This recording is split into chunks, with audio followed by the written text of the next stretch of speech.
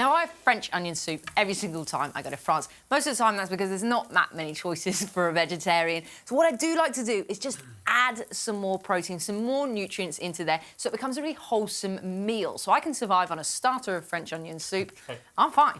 That's unless they use beef stock or chicken stock for it. You make sure they use vegetable stock. That's it. You can change your stock around. So I've started off with just 2 really big onions, OK? You can have 3 or 4, depending on how many people you are cooking for.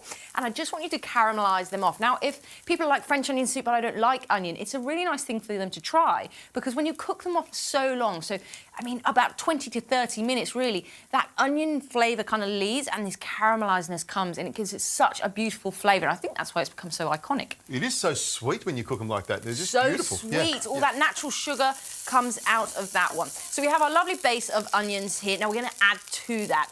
I'm going to get you to just add a bit of garlic. Sure.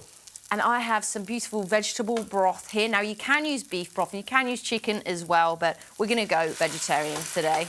You know what else I've used, Rosie, for vegetarian broth? I've used Vegemite, which gives you that dark broth, a little bit of saltiness, and it actually holds up really well to French onion soup. Yep. My mum used to use Marmite in many of the soups just to kind of richen that one up. Nice. Now, we have that stock, and we're going to add to it now the cannellini bean, or I think haricot it is in France. So we've got the white bean. Nice. Haricot blanc, or blanc haricot. My French teacher would not be happy. I should have known which way that went round. White beans, there we go. Yeah, white beans. So we're just going to add this in. This is packed with fibre and protein. So it's going to be great for your blood sugar levels, great for your gut, and it's also going to be nice and filling. Now, so could you use tin beans for these? Yep, 2 cans of beans, or you can just rehydrate the dried beans. I mean, traditionally, you probably use the dry beans. So we've got a couple of bay leaves here as well, so of course we need to flavour it. I've got a nice, hefty amount of Murray River salt flakes there. Nice, and that'll flavour the beans in the soup. Flavour that up. They are generous with their salt as well as their butter, and that's so fine. Look, using the best quality ingredients. I don't mind if you use some butter, and I don't mind if you use the best salt. So nice and heavy with the black pepper as well. And you can add the thyme and rosemary. A whole lot straight in? Yes, please. Beautiful. Now, if you don't like any of these herbs, you can omit them and not have them. But I really do think these are the ones that give it that lovely, lovely flavour. Now, we just need to marry this all together and have a little bit of a mix. Yeah, we've got the bread there, and I don't think we can have the French onion soup without that lovely cheesy crouton on top there. So some nice, thick, generous slices. I won't look so that you can do it whatever way you want.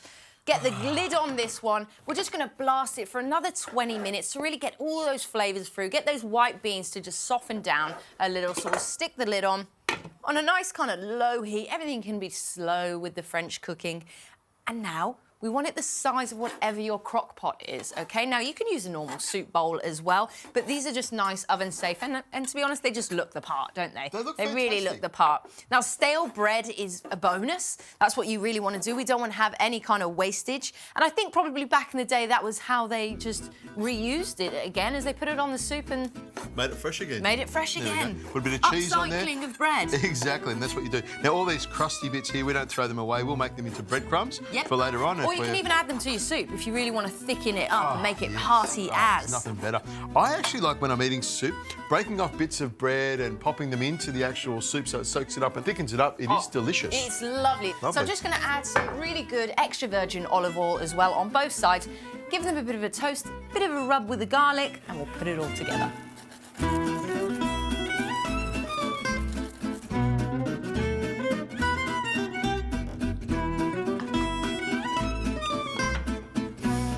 Those herbs, it's just grounding, isn't it? It's lovely. It smells fantastic. You can really get the sweetness of the onions. You're getting that over there. I am. Oh, great stuff. Now, just a bit of a stir there. Now, we don't want the bay leaves, so we want to try to skip them, and we're going to ladle them into our beautiful soup crocks. I love those soup crocks. They're fantastic. Aren't they lovely? It's like your grandma would be proud of you for using these ones, I feel. So we don't want to fill it fully because we actually have these lovely big croutons that you can just stuff on them, basically. Top on there. That is pure comfort food, I think. Here we go. Here we go. I like that this is going to fill you up for sure. It's almost like a French onion pie. with a cheesy bread top on it. That's oh it. My goodness. No longer will Rosie be hungry in Paris. There we go. That has happened many times before. Just pack one of these in your suitcase and off you go. There we go. Oh, push it down. I'll put well some cut, cheese on that's top of it. perfect. Oh, I like the amount of Parmesan there. Now, of course, you can use Comte as well, French, but I just love the Parmesan and soup. It's absolutely delicious. And you know what, Rosie? If you've got some tasty cheese or some mozzarella or some scruffy bits lying around, you could always grate them, put them on top and use them up, wouldn't you? Absolutely. Be great. Right, get these under the grill.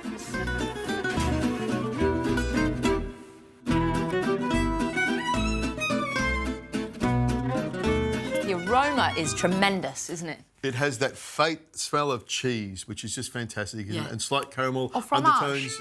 It's great, Yeah. isn't it? Lovely. So a little bit of rosemary, you can put a bit of extra thyme just on there, but I just want you to kind of, as you would say, rip in. Rip into it. All right, I'm just Rip going into it. to rip over the side there. I want to taste the soup. I want to taste the beans and the caramelised onions because that's what it's all about, Yeah, isn't it? most definitely. But this is, I always imagine you eating it slow. I'm just going to take this away so you can just see inside. The bread's gone beautiful and soggy. You can just pull it apart, add it to the soup. All the herbs, I can smell them. You know, Rosie, there's no meat stock in there, but there's a whole lot of flavour, and that's what it's all about, isn't it? And I managed to just smuggle in a bit more nutrition.